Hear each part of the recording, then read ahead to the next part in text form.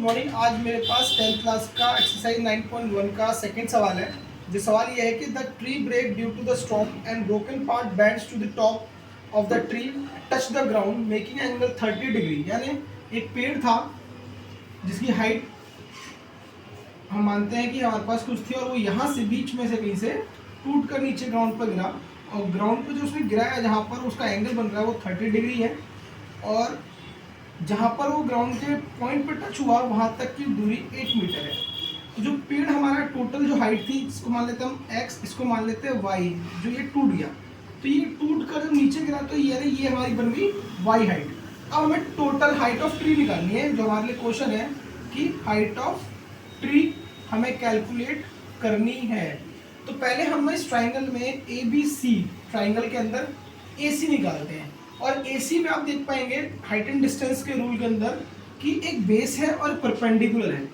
तो हमारे पास एक रूल था P B P और H H B। तो परपेंडिकुलर और आपका बेस मेरे आ रहा है 10 के अंदर 10 30।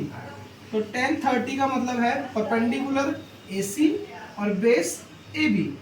10 30 की वैल्यू कितनी होती है डियर? 1/√3। 1/√3।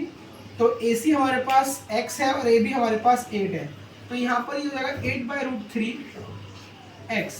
अब हम सबको पता है कि अपॉन में कभी √3 छोड़ते नहीं है, उसको हम उसके क्या करेंगे, रैशनलाइज कर देंगे √3 × √3 से, तो ये हो जाएगा 8√3/3। और यहाँ आप चाहें तो √3 की वैल्यू भी पुट कर सकते हैं, बट अभी हम इसे यहीं पर छोड़ देते हैं। इतने मीटर उसकी हाइट आ गई है अभी x की। अब हम y निकालेंगे जो हमारा टूटा हुआ पार्ट है। तो अब देखें बेस और हाइपोटेनियस, तो बेस एंड हाइपोटेनियस की अगर बात करूं तो ये आ जाता है आपके cos 30 में। तो cos 30 की वैल्यू कितनी होती है डियर्स? cos 30 √3/2।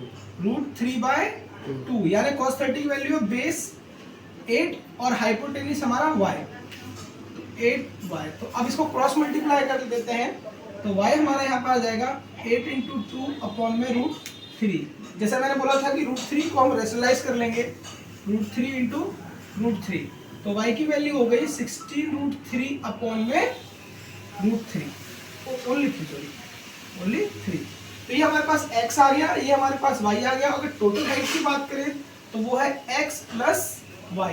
तो अब हम इसे ऐड कर लेंगे। अगर मैं इसे ऐड करूं तो आप देख पाएंगे x + y। तो x की वैल्यू थी हमारे पास 8√3/3 और y की वैल्यू थी 16√3/3।